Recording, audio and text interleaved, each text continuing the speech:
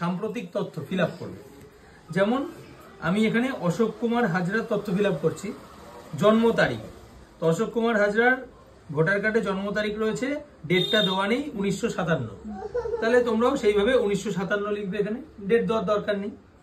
আধার নম্বর, অশোক কুমার হাজরার আধার card দেখে আধার নম্বরটা এখানে লিখবে। মোবাইল নম্বর, এখন যেটা রানিং মোবাইল আছে সেই মোবাইল নম্বরটা এখানে লিখবে। পিতা বা অভিভাবকের নাম, এটা কি হবে, এই ভোটার কার্ডে দেখো পিতার নাম ইন্দুভূষণ হাজরা, যা আছে সেই ইন্দুভূষণ হাজরা এখানে লিখতে হবে। পরের লাইনে কি আছে, পিতা বা অভিভাবকের এপিক নং, তার মানে কি এই ইন্দুভূষণ হাজরার ভোটার কার্ডের নম্বর। তা ইন্দুভূষণ হাজরার ভোটার কার্ড কি তোমাদের কাছে আছে? যদি না থাকে তাহলে লিখবে না, ফাঁকা থাকবে। এবার হচ্ছে মায়ের নাম, তাহলে এই অশোক কুমার হাজরার মা, তার নাম এখানে লিখতে হবে। তার যদি ভোটার কার্ড থাকে নম্বরটা লিখবে পরের লাইনে, না থাকলে লিখবে না, হয়ে গেল। স্বামী বা স্ত্রীর নাম, তাহলে অশোক কুমার হাজরা কার নাম লিখবে? স্ত্রীর নাম লিখবে। স্ত্রীর নাম কি? বিধিকা হাজরা, লিখলো। বিধিকা হাজরার ভোটার কার্ডের যে নাম্বারটা আছে সেটা দেখে দেখে এখানে লিখে দিল। এইভাবে প্রত্যেকে উপরের অংশটা নিজের তথ্য ফিল আপ করবে, হয়ে গেল। এইবার আমি আসি নিচের যে দুটো বক্স আছে সেই দুটো বক্সে। নিচের বক্স দুটোর মধ্যে বাঁ দিকের বক্সটা কাদের আর ডান দিকের বক্সটা কাদের? যাদের নিজেদের নাম 2002-তে পাওয়া গেছে তাদের জন্য বাঁ দিকের বক্স, যাদের নিজেদের নাম 2002-তে পাওয়া যায়নি তাদের জন্য ডান দিকের বক্স।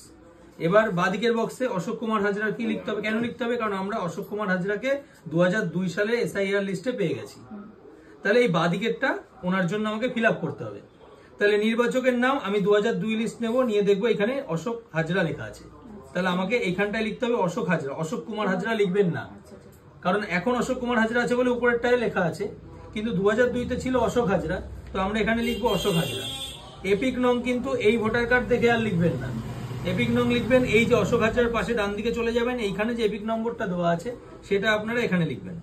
আত্মীয়ের নাম কি লিখবেন? এইখানে দেখুন আছে ইন্দুভূষণ হাজরা, 2002-এর লিস্টে অনেকের থাকবে। এখন এক আত্মীয়ের নাম 2002-এর লিস্টে আত্মীয়ের নাম মিলবে না, কাদের? মহিলাদের ক্ষেত্রে দেখা গেল মহিলাদের এখন আছে স্বামীর নাম আর আগে ছিল বাবার নাম, ঠিক আছে। তো 2002-এর লিস্টে যেটা থাকবে আমরা সেটা এখানে লিখবো আত্মীয়ের নাম।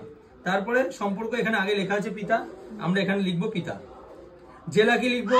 এখানে যেহেতু এটা বারাসাত বিধানসভা, তাহলে জেলা উত্তর 24 পরগনা, রাজ্য পশ্চিমবঙ্গ, বিধানসভা ক্ষেত্রের নাম বারাসাত, বিধানসভা ক্ষেত্রের নম্বর 90, অংশ নম্বর 246, আর ক্রমিক সংখ্যা এই যে 734, এটা লিখলাম, কমপ্লিট হয়ে গেল। আর ওনার ছেলে অর্থাৎ সন্তান হচ্ছে অভিজিৎ হাজরা। তো অভিজিৎ হাজরা কি করলো? এই উপরে অংশটা নিজে যেমন ফিল আপ করার করলো,